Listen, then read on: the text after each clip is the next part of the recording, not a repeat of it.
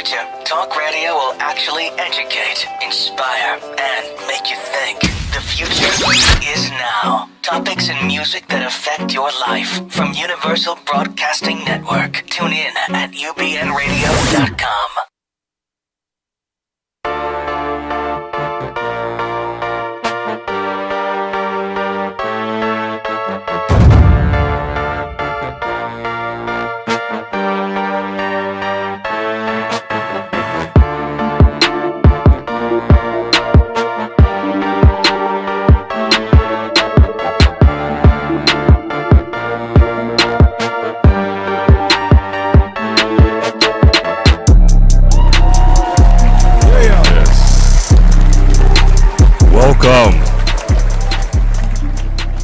Welcome to all of our friends across the country and across the globe. This is another edition of Focus with Ron Frieson. I'm your host, Mr. Ron Frieson, and to my left, I have my co-host and my brother, Mr. Woody Wilson.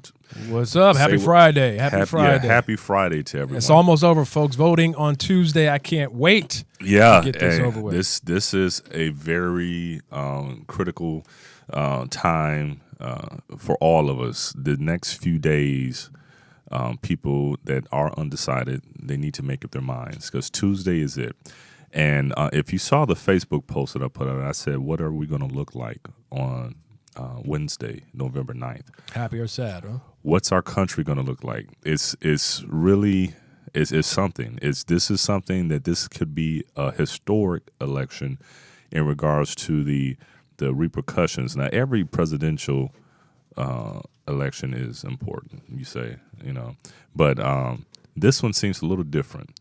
The world is different. The way we look at our leaders and our politicians, our policymakers, it's different, and it can become even more different after this election. And it's actually kind of scary, if you are a parent or a soon-to-be parent of young children, and you can see the trajectory of our country when we go through this entire election cycle. It's something that we will never forget. Woody, can you remember any time within the age since you were able to vote? Can you remember any time where it's been this much negativity, drama? Not at all. No, I mean dysfunction. No, in a presidential race. I can't remember it. It's an all-time low, I think. I mean, it's made it very interesting to watch and to be a part of the process, but it is just lowered the bar so much that it's almost a mockery. It really is. It really is, and it's sad that it's come to this, but it really is. And I'm going to tell a very quick. It's not an entire story, but I'm just going to tell you very quickly about the. Be quiet, man. That's good. I want to tell you very quickly about what a mutual friend of ours, Francis Jawe Nyafo, who, by the way, is performing tomorrow in North Hollywood. Oh yeah, I got to check that out. Exactly. Very quickly, he's from Liberia, from war-torn West African country of Liberia. And, Francis has been a close friend of ours for a long time, a close friend of mine for a very long time. And sometimes he would just come over and we would talk about his experiences in Liberia and how in Liberia they were war-torn. There's always a coup, always someone trying to take over the government, and usually it was military. They would, somehow in the bush, they would organize somehow. Magically, they would get weapons and they would get funding, and then they will go in and try to overthrow the government. And so we would talk about his experiences growing up in that and how horrific it was. And he said something that's stood to me to this day. It stuck with me to this day.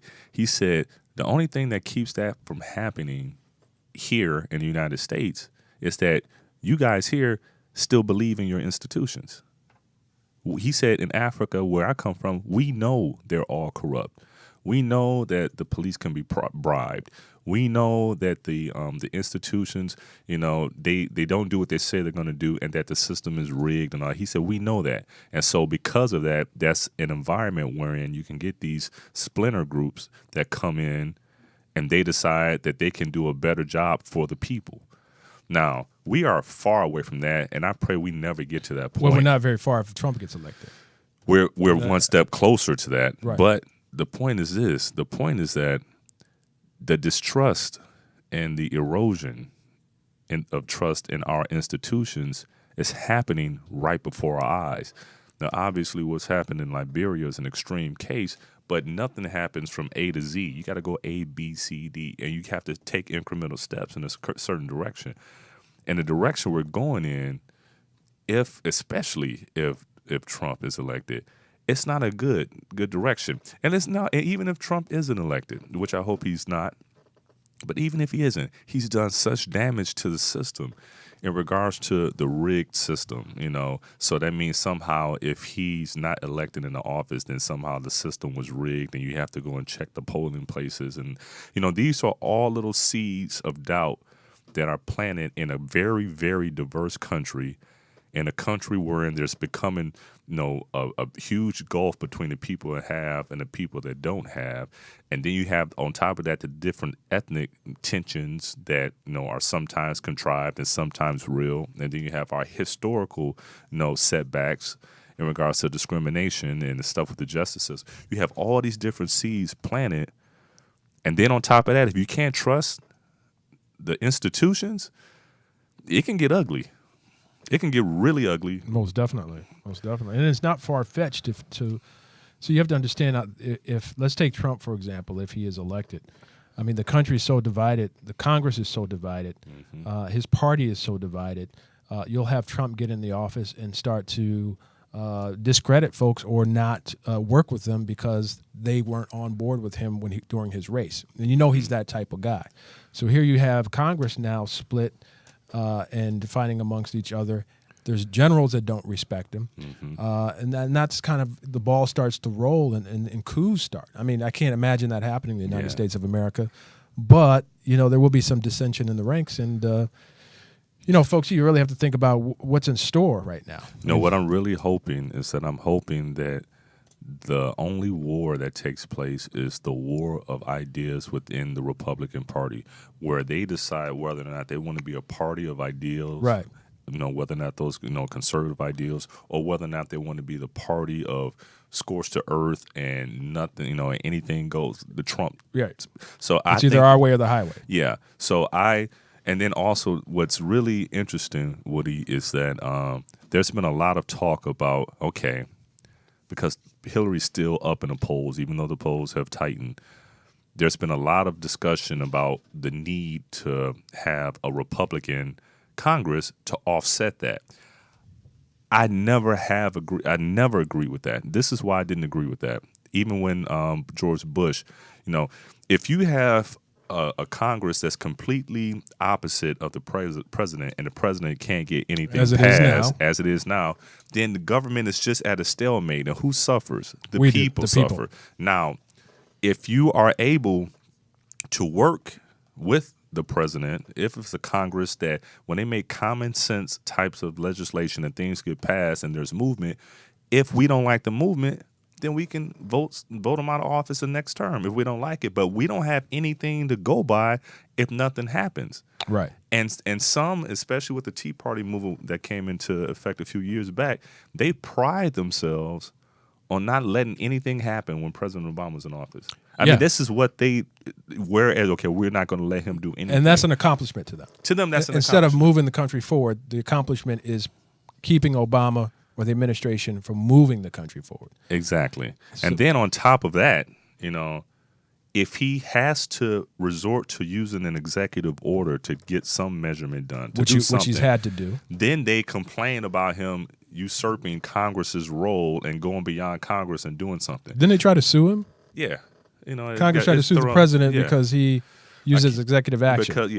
Because he uses executive action. And he's a constitutional attorney, so he knows. Sometimes they just do stuff for attention and to prove back to their whatever constituents, gerrymandered district that they represent that they are trying to do something, and it's really upsetting. So I do hope that there is a major shift.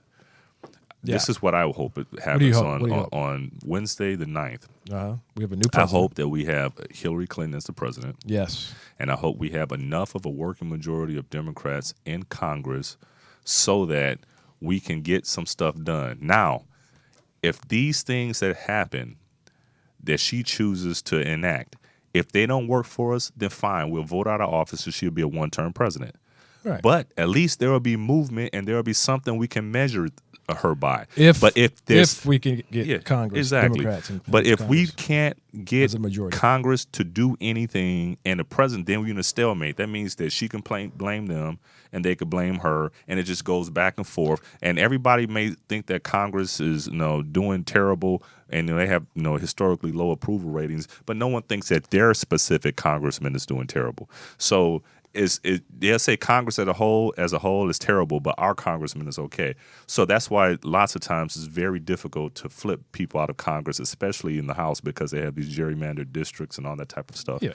But all that being said, this is the only way we can get something to measure our next president by. This is how Trump was born, because of the frustration Americans have with politics, with our elected officials. Mm-hmm. It's because they're not working together; they're fighting each other. And Trump comes along in layman's terms and says, "I'm going to fix it. Your taxes are going to go down." I mean, he lies about half the things that come out of his mouth. Yeah, and I can't believe that people really take that as because they don't want bond. to. Or have you noticed this, Woody? What's up? Look at the surrogates on television that speak on Trump's behalf. Whenever Trump is called on something, they never say, "Okay, yeah, he was wrong." They always point to, "Okay, but she did it too." Well, this happens on that side too. They never say that, no, actually he didn't. He told the truth about this. They never say that. They'll just pivot and try to say, well, she lied about this. Well, to kind of give false equivalence. Yes, they've tried. He got the endorsement of David Duke and the Ku Klux Klan. Mm-hmm. And so this guy here, that's on your page. What's his name? Jeffrey Lord. Jeffrey Lord. It's on your page too. Okay, there's Jeffrey Lord on CNN said that actually the Democratic Party supported the Ku Klux Klan back in 1939 or something of that nature to justify what has just occurred today. That's crazy. And yeah, he does that a lot. He'll go back in time because everyone that knows their history knows about the Dixiecrats. Right. Back when, during slavery time, it was the abolitionists for the most part were Republicans. The people that were against slavery. The pro-slavery side, the Confederacy, so to speak, were Democrats. Right. This all changed. For one, began to change with FDR, and then for two, after Lyndon Johnson, passed the civil rights legislation, it completely flipped, and he gave the South away for an entire generation, maybe for the foreseeable future. So all that being said, what Jeffrey Lord tries to do in finding these false equivalents, I don't see how you could still. I know sometimes, what's his name, Van Jones? Yeah, Is it Van Jones. Van Jones. Yeah, he gets a little emotional sometimes, but I like Van. I like Van, but him and between him and Jeffrey Lord, sometimes. Van has a lot more patience than I do because I don't know if I can sit there and watch Jeffrey Lord say some of the silly things he says. Yeah, and I think he's just there to support those Trumpers and, blow the trumpet of Donald Trump. But anyway, so I think you have to fit him into the panel in order to create some balance, even if he's just off the scale in terms of his responses.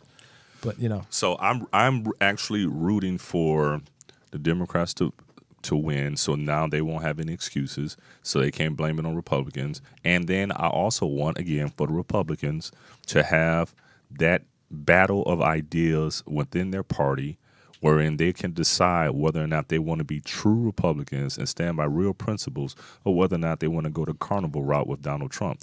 Because I truly do believe, I told you this a couple of weeks ago, and I know the listeners have heard this before as well, it's not good for us to have a one-party system. Not at all. That's never good. It's not great for us to have a two-party, but two-party system is better than one party.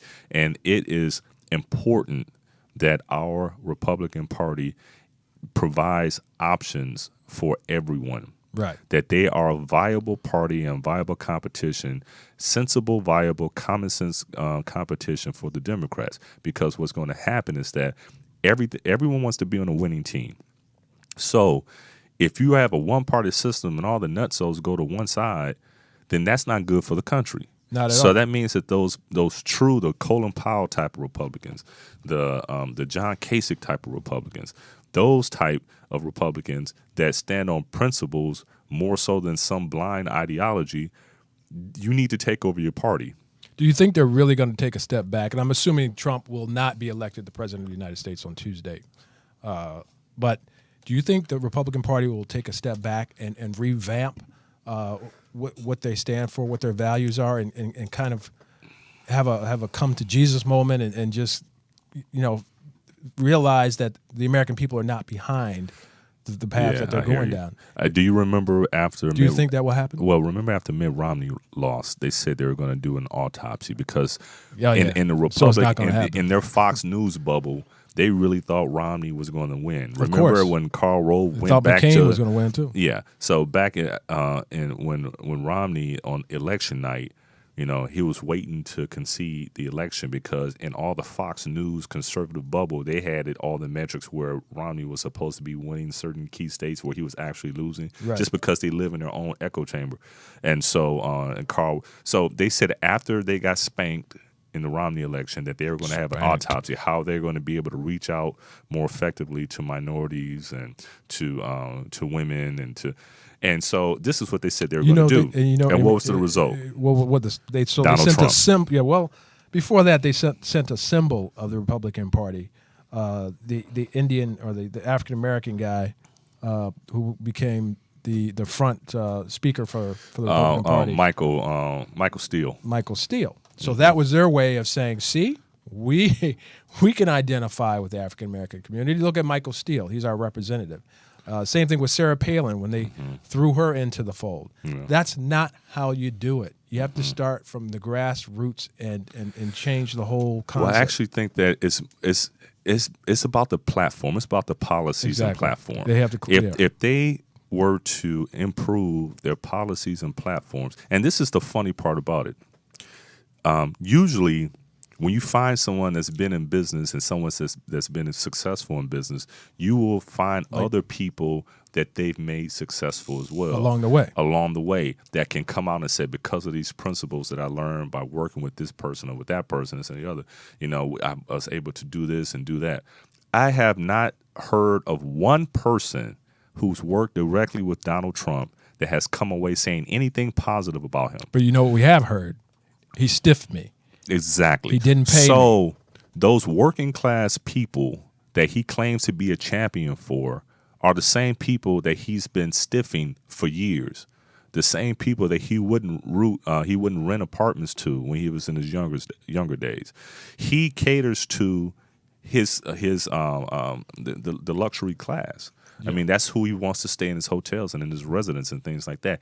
And then remember, was it last year when they had the strikes because who were they striking against? They had a strike in Las Vegas against his hotel in Las Vegas because of the workers had a strike because they needed a pay raise or something like that. Right. So the people that he claims to be a champion for are the same people he's been stiffing. He's not for the everyday working man, folks. And did you see President Obama's speech? I think it was in North Carolina. When and he was saying, fantastic. "Come on, man." That speech. That could have been. He dropped that like 3 or 4 times, and the crowd went wild. Yeah. I think the biggest takeaway I got from him was that he said, in this office of the presidency, it doesn't change who you are. It magnifies who you are. It's just like what money does to some people. So now if you have a man that can't control his mouth because he'll say anything off the fly, they are so happy that he seems to be sticking to the teleprompter for the next few days. But I'm sure after he gets off stage, he has some sort of Tourette's seizure and he just goes off of whatever's around him. So you have that. You have a person that has been documented, because it's one thing if you say something in the privacy, but if you've been documented and you happen to be a camera or a microphone and you say disparaging things about women, the stuff he said about minorities, the caught stuff red-handed. He's gotten on stage and rallies and railed against people with disabilities. He says a lot of stuff. If you think that given that type of mindset, the ultimate power, which would be the presidency of the United States, and expect for him to just the next day start to act right. And it just won't happen. Can you imagine the volumes of information that Obama had to read and comprehend while he was in office. It's a deluge of daily information and decisions that affect the world. Do you think Donald Trump is capable of achieving that? I don't know. I don't know if he reads at all. It seems like he reads at least 140 characters because he's constantly on Twitter. Right. But other than that, I'm not sure if he reads anything of substance. And he seems to be caught up in the types of tabloid / conspiracy / right-wing conservative journalism, not the stuff that goes more to the red meat of the party, and more so than what's actually like. I don't see him reading Charles Krauthammer, right, who, although you may disagree with his politics, you cannot deny that he's a smart man. Right. I just don't see Trump reading him. I don't see him reading Bill Kristol the same way, or George Will. I don't see him reading those guys because that's too intellectually heavy for him. But I do see him reading the Drudge Report or looking at whatever headlines. But even with Leon Panetta, right, Hillary's campaign chair, he, in the WikiLeaks, it came out that he was referring to Hillary's emails and said, well, we need to dump these. Dump these out. So as in give them to the public, or as in erase them. No, that's the when I say dump, it's like in the business world. When we say a data dump, a data dump. Absolutely. So that means that, people, you ask them for certain bits of information and they don't feel like going through all the tedious stuff to find those certain bits of information. Just give it all to you. So they just give it all to you. So it's a dump, a data dump.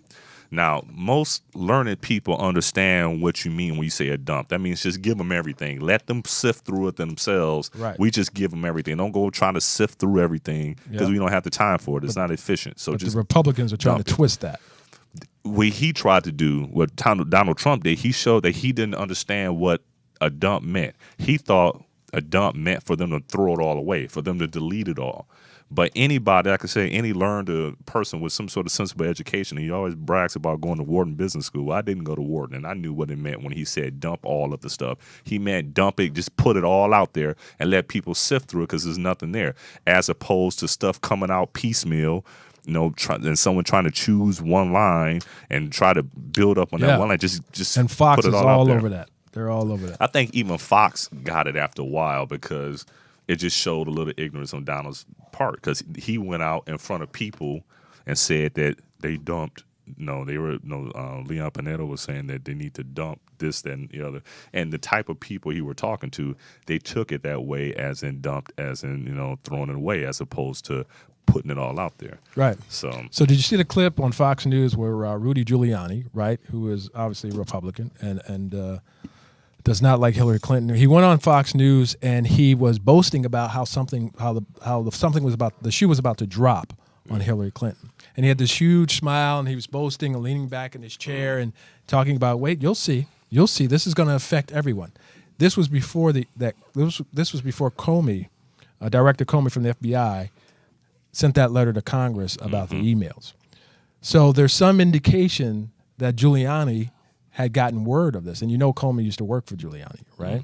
I didn't know Comey worked for Giuliani. Yeah, really? Yeah. And so they have this relationship. So somehow he knew what was about to drop. So they're investigating that because, these leaks should not be happening. This is what I've read about the subject. And Comey was put in a tough position, but I do think, so this is what he did, okay? So, and for the listeners out there that aren't fully aware of everything, it's that Comey originally, after the true investigation to see whether or not Hillary mishandled any classified information via her personal email server, after going through this entire ordeal, they found out that she didn't, or that there wasn't enough for them to recommend going forward with any sort of charges. Right. So after the Anthony Weiner stuff came up, and they were looking at Anthony Weiner's electronic devices and to see whether or not there's any evidence that he had been talking dirty to underage girls. And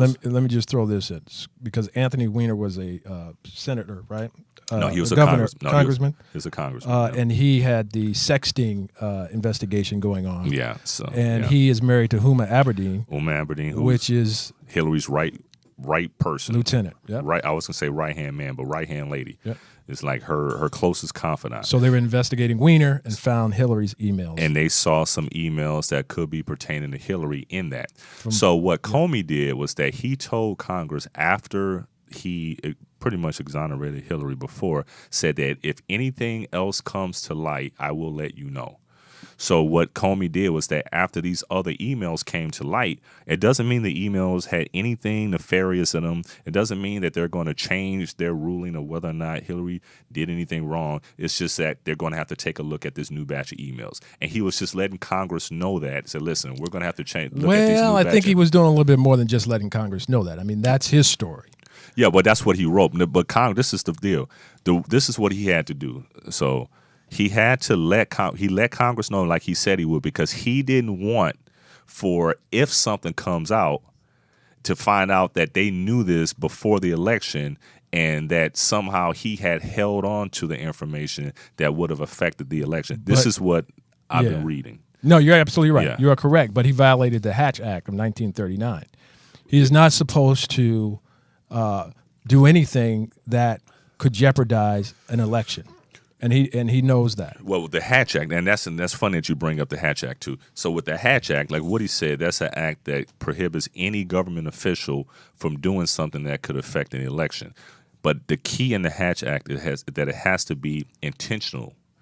It has to be somehow proven. And I think it was intentional. It was intentional. And what we think, that's true. It could be, but we don't know. And it has to be intentional. It has to be proven in court. We did this specifically so that we wouldn't, so that we can sway the election in one way or the other. And he knows, look, folks, he knew it was going to leak. Everyone knew. That's why he put it out there, because he knew it was going to leak. Right. And so the key is that's a violation of the Hatch Act. Well, no. Because he knew it was going to leak and jeopardize the election. Well, if it were to leak, no. It's not about it leak. This is the key, and hear me out on this one. So the reason why he did it, he had to put it out there because he knew that there were leaky.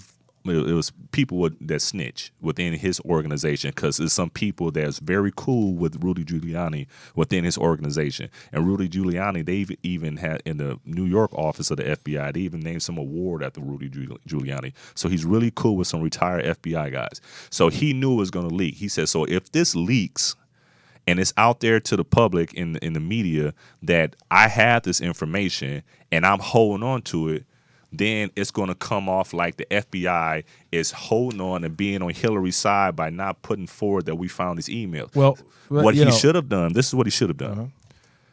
He should have let it go, but also let the information out there because it would have been leaked. But he should have also said, this does not mean that Hillary has done anything wrong. What this means is that this is just more information we need to look through. So, all right, this is how I look at it. okay.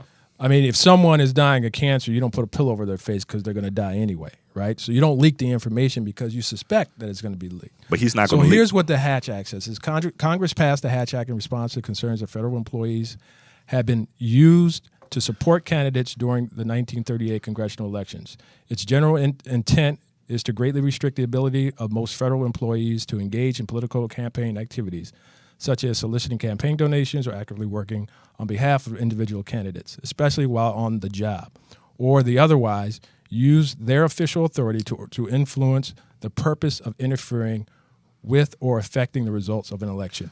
And that's exactly what he did. Okay, so that's, again, you got to go back to legalese. So the purpose, his purpose needs to be proven and correct. Like he purposes, because you got to remember, you got to go back, take a couple steps back. Again, he had promised Congress that if anything came out new in regards to evidence, in regards to this investigation of Hillary, then he would write them a letter to let them know that they're going to look at new stuff. That's number one. So that means that a promise is not a legal bind. Is his job? It's his job, not like a district attorney.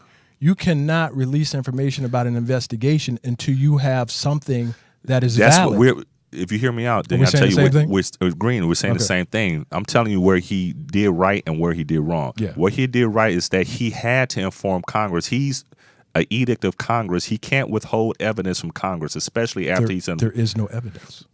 The evidence is the emails. Not that she's did anything wrong, but that he's looking at the email. He had to inform. Okay, let's put it this way. Let's just say hypothetically speaking. Let's speak hypothetically. Yeah. And I don't think there's anything in them. But let's just say that there's stuff in those emails that let's just say, use your imagination and think about the worst thing possible. Okay, I wanted Saudi Arabia to give me some money, and if they gave me the money, I would do this, and it's in the email. Let's say he has that. And then he didn't say anything about it because he knew if he put it out, it would sway the election. But he has that information. If it came out later on that he had this information and nothing came of it, and it could have swayed the election because of this, then he would have been in trouble. No, he would have been doing his job. No, that's not the law. Because you're in violation of swaying the election based on any information. Here's the issue that I find. He discovered emails that Uma and Clinton were having in a conversation about whatever. No one knows what they were talking about. No one knows if there's anything nefarious going on. They have no idea. So you can't write Congress and say, "Hey, we found more emails. We're going to investigate. This is also tied to the prior investigation," and have it affect the election. Because if you're a district attorney, if you're the head of the FBI, if you're the president of the United States, you investigate first and find out what the truth is, and then you announce the truth. I guess that the definition of what we're saying is Are we saying the same thing? Missing. This is what we're saying. What I said is that he had to let a letter to Congress. A letter to Congress is not A letter to Congress is not a letter to the Wall Street Journal. It's different. It's not putting it out to the public if you put it out to a certain select committee in Congress. But this is the deal. Again, remember the leak that was going to be leaked? The Congress themselves leaked it. Yeah, they leaked it. But right, this is he the knew key. They would. Well, the point is this: is that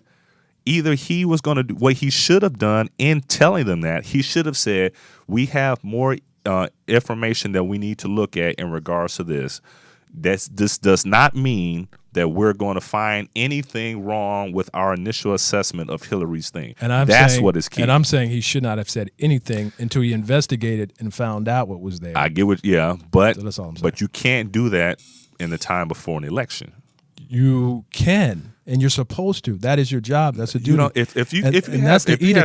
Maybe it's not humanly possible for 600. I'll put it like this. Yeah. Okay.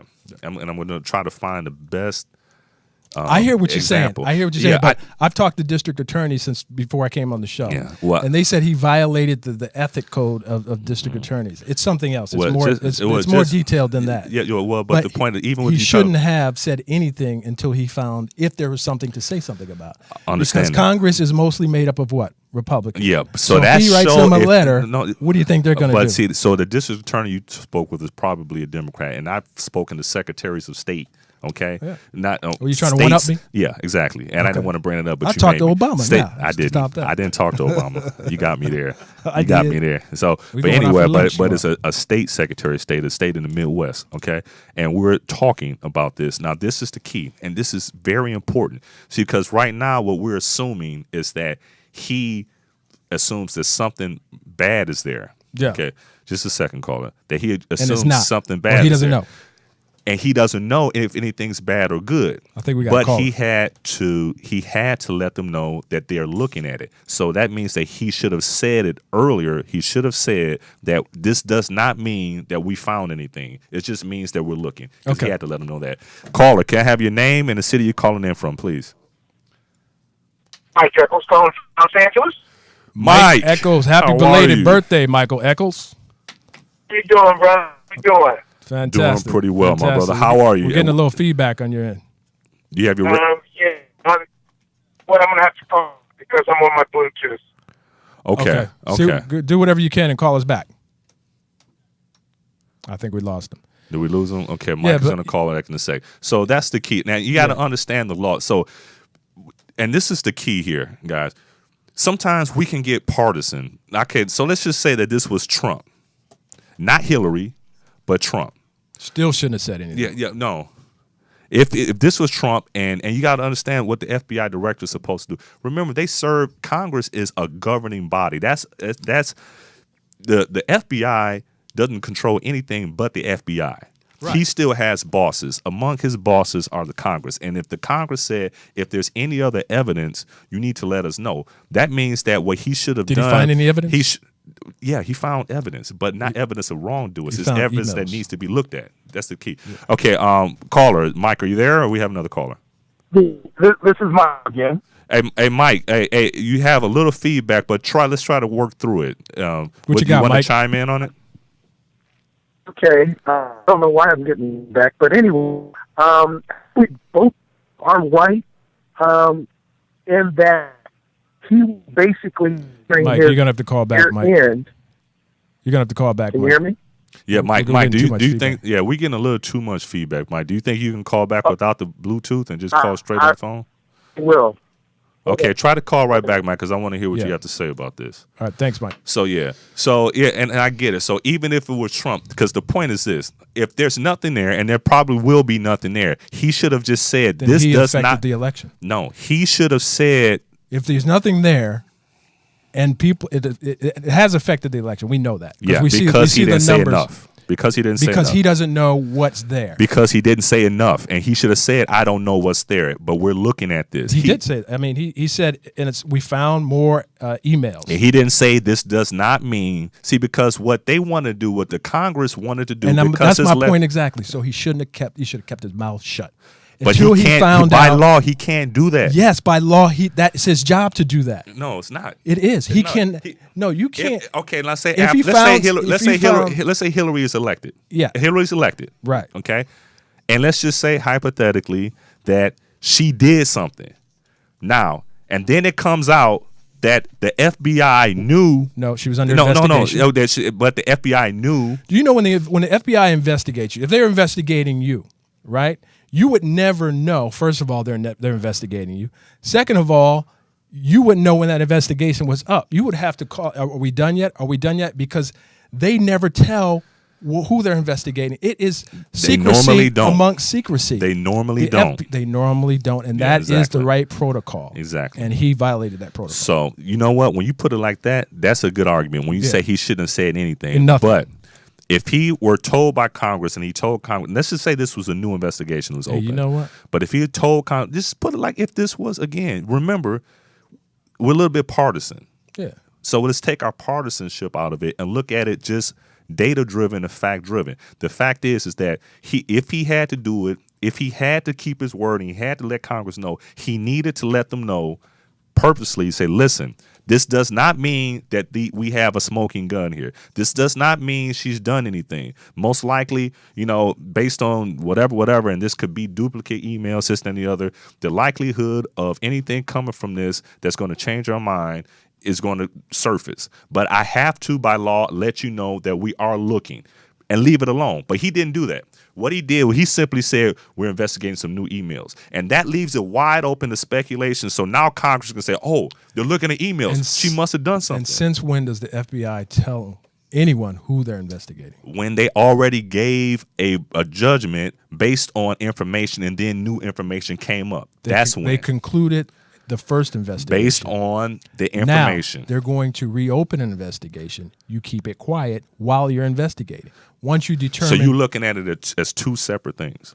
They closed one investigation. So you're looking at it as two separate things. They said she's not guilty. She went before Congress. She was 12 hours, I guess she spoke to Something Congress. like that. And then she walked so away. So you're saying it's two separate things. And they denigrated Comey because of that, because he said there's no reason So you're saying it's two separate things. So you're saying it's two separate things. Right. And then, so she's moving on. Then they find something out. Now it's time to investigate to see what they find out. And then if they find something, then they write a letter to Congress and say, hey, okay, I got one for you. So let's just say this. So let's say, double jeopardy is different than criminal law, but because it can't be double jeopardy, so it would be actually a new investigation if it's criminal, but this is not criminal. So all that being said, if they don't find anything, or if they do, right. The point is that if he were trying to send this off to, it just so happens the Congress is controlled by Republicans, and he has people within his organization, within the FBI, that's obviously been leaking to Rudy Giuliani and other people. Yeah. But let's just say if it was going to leak out, and he let Congress know, listen, this is based on our information we have in hand. We don't think there's anything here that we need to, further pursue. Yeah.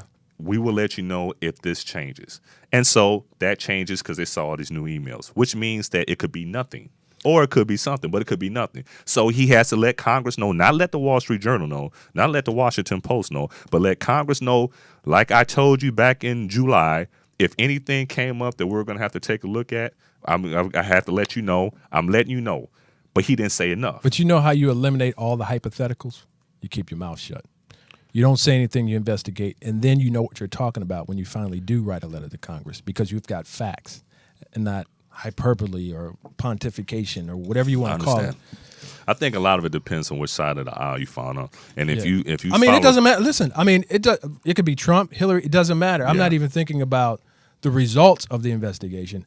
I just know that he influenced the election, and that's the one point we have complete agreement on. He should lose his job. He should lose his job. That's the one point we have complete agreement on. Yeah. It's that unwittingly, whether or not he meant to or didn't, he did influence this election because 1 week ago, Hillary was up 10 points or more, or whatever it was, and now she barely has a 2-point lead. In most states. So, and it has largely to do with him doing this, with him, letting Congress know. So, folks, the race is on.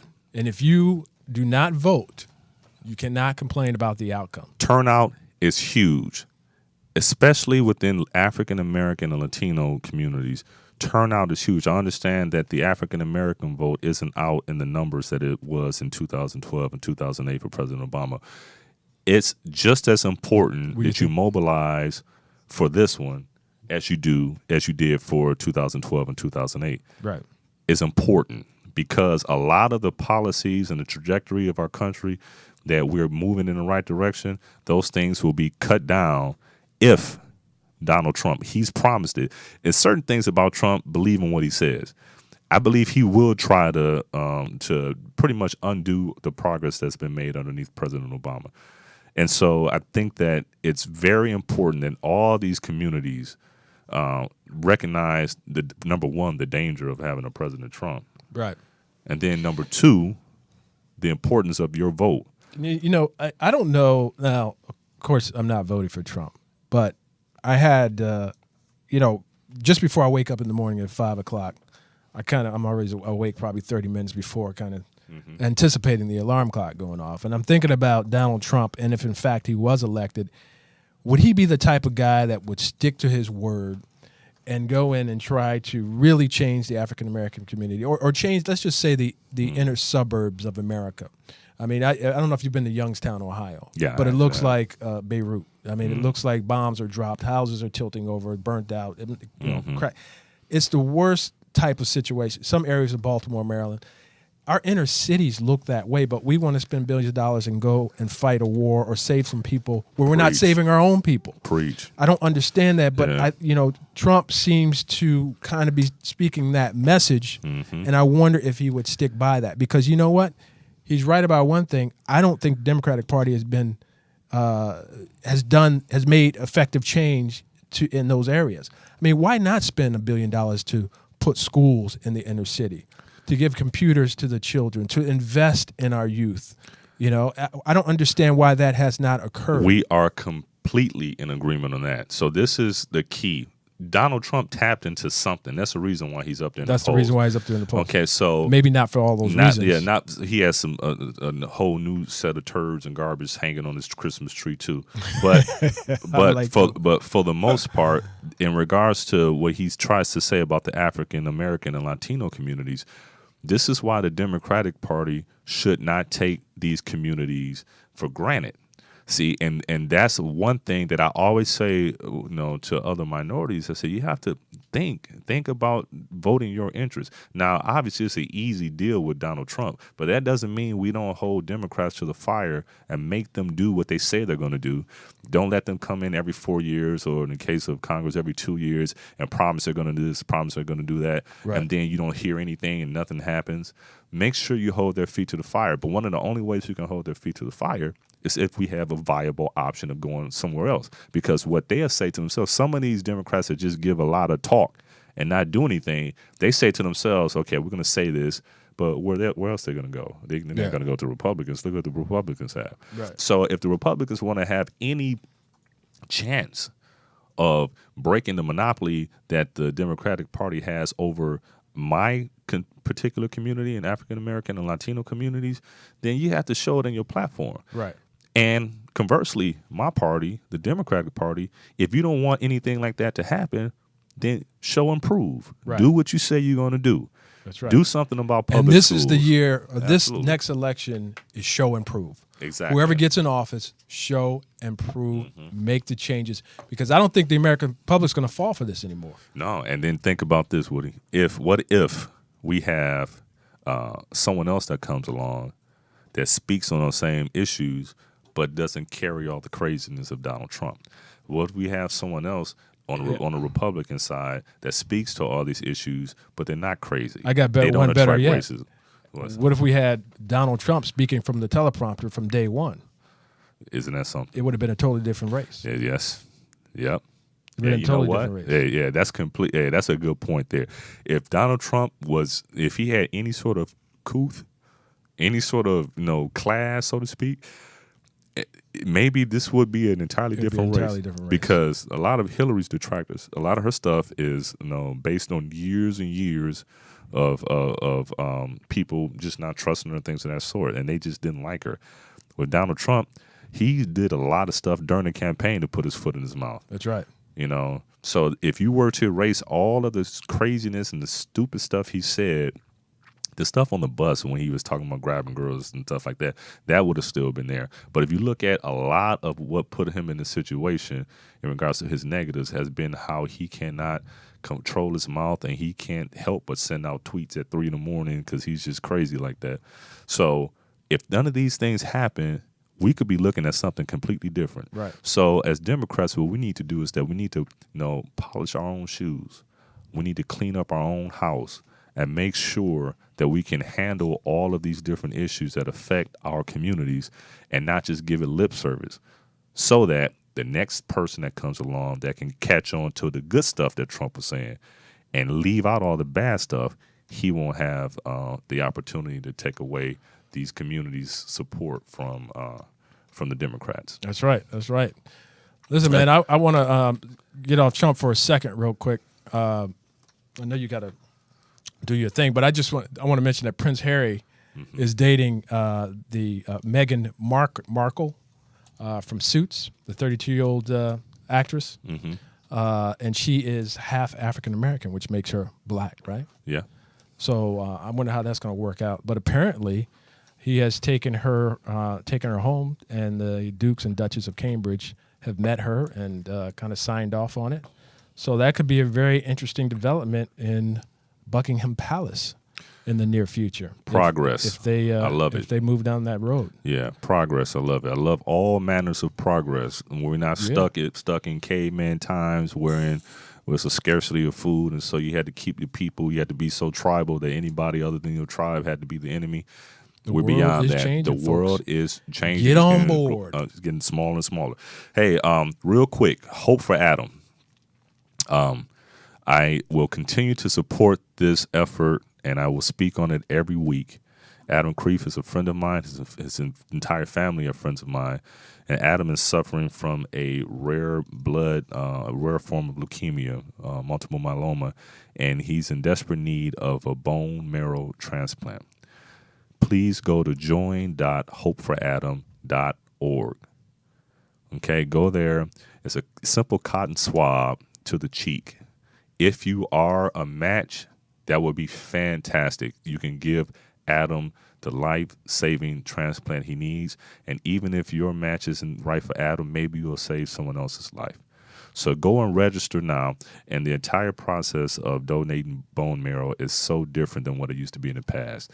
Basically, it's just a enhanced blood cotton transfusion. swab. Well, that's how you get tested. Okay. And it's a simple blood transfusion. Okay. You give blood. It's just that simple. So go to hopeforadam.com. He's been all over social media. Kim Kardashian's tweeted about him. Anderson Cooper has. He has supporters all around the planet. Over 20 million people have been swabbed so far. We haven't found anybody yet. You could be that person. Go to join.hopeforadam.com. Go check it out. And then while I'm on doing some of my promos, we have to speak about Zhivago watches. Zhivago. That's right. Givago, fine timepieces in men's and women's fashions. Go to www.givagowatches.com. Go check it out, see a style that you like, and then if you find something that you like, I will also go ahead and cross-reference that and go to Amazon, because sometimes you can get them on Amazon for a discount. But go to JivagoWatches.com, choose, and we're coming up on holiday season. This will make a great gift. Yes. All right? So you wanted to add something else, Woody, on the Yeah. What? I thought you were going to ask something else. Oh, you're talking about the Prince Harry stuff. Yeah, talking about the Prince Harry stuff. But then, so that's great. Like you said, that's great change. But you know what weirded me out today? And, What's that? there's things, unfortunately, there's probably things like this going on all over the world, and we're not really familiar with it. But there was a woman abducted. Her name was Kayla Brown. She and her boyfriend were hired by this guy to clean a couple of the homes that he needed to be cleaned for I guess he was going to sell them or whatever. One day he asked Kayla and her boyfriend to come by and remove some brush from around his house. She suddenly ended up missing for 2 weeks. And it turns out that this guy had chained her up like a dog, and she was found inside of a storage container. And he was sexually molesting her for 2 weeks and had killed the boyfriend. So police came across, they actually had discovered Todd Kolip is his name. And so I guess back in 1987, at the age of 16, he was arrested as a sex offender. So this guy has a long history of performing these kind of dirty deeds. And there's bodies all over the property where they found this woman, Kayla. So Kayla's okay. She's with her family. Thank God she's okay. So prayers go out to Kayla. Yeah, and, thank God she's okay. And then condolences to the other families who lost loved ones because of this Tragic. evil. And you just never being, know, folks. This was her boss, essentially. Wow. Yeah.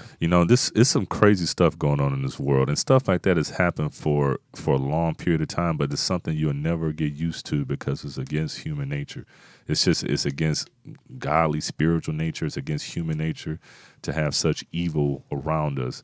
But it's true. Evil and it does happens. exist, folks. And the degradation of our culture, I think, is at stake too. I mean, and to bring it back to politics, I mean, we were talking about it earlier in the show. How is it that we are supposed to look up to our president if we have a president who we know spoke about Dividing people. No, dividing people, building walls, grabbing pussies. I just said it. You did say it, man. Yeah, the stuff that he says, telling people to go F themselves, all that type of stuff. Right. How could you really choose this person to be? And then on the other side, you got somebody who you think has some bad emails. I mean, in comparison to me. And look, if people really understood what was going on with the bad emails. Listen, Colin Powell had a Yahoo account, a private, where he sent certain emails. I've got an account on my phone. I've got an account at the office, and I've got an account on another computer that has info@woodywilson.com. So sometimes I'll forward emails to certain computers because when I know I'm going to be at that point, I can get the job done. She had her own private server trying to set up another level of security, thinking that was... Now, she made a mistake. She made the mistake of saying, I've never sent any confidential emails from my private server. She lied, I guess, or didn't know better. Whichever the case, it was dumb. There's nothing nefarious. There's no underhand. That's it, folks. Stop reading. Yeah. She didn't put the country in danger. She could have if the wrong information leaked out, but it didn't. So what's the big deal? That's all you have. And unfortunately, this woman has spent so much of her life dedicated to public service, is now being dragged through the mud, and Crooked Hillary is kind of sticking, and it's not. It's a shame. Because, Trump is good at branding. And then also you got to think really about this, is that she's been in the public eye for 30-plus years, and a lot of these years she's been scrutinized. So, of course, she's built up a tough layer of skin. She's a tough woman. She has scar tissue, and it maybe had she come out and just said, you know what, I was paranoid. I'm used to people trying to get in on me. I have a lot of enemies, so I wanted my own private server just so I can sleep good at night. I want to have, people want a level of security. People want a level of privacy. And she's been in the public life for so long that maybe this is how she felt that she can do stuff privately. Now, where she messed up was the fact that she was actually doing work official State Department work and used the same servers, but I can see how she just became intellectually lazy and started just using whatever device was closest to her without trying to say, let me cut this off and then log into this other. It's understandable, but she just needed to come forth with it. But it's not anything that should keep her from the presidency, because if there was, trust me, if she did something, they would have got her by now. So many people can't stand her. So real quick, we only have a couple of minutes left. My last sponsor is NanoBright. NanoBright is vitamins for the skin. You cannot buy one bottle. You need to buy two. Use the promo code SKIN when you order your bottle of NanoBright, and you'll get $10 off. It'll knock the ugly right off you. It'll knock the ugly right off you. NanoBryte.com. www.nanobright.com. Again, don't forget to put in a promo code SKIN, and it's great for hyperpigmentation. It's great for sun damage. You can't beat it. So go to nanobright.com. It's all natural, right? It's all natural, organic ingredients. Yes. There you go. All right, guys. It looks like we're running out of time here. Thank you again. Today was a very, very good discussion. Very good show. Thank all you guys for chiming in, and thank you for starting off your weekend with us. And we'll see you again next week. Don't drink and drive.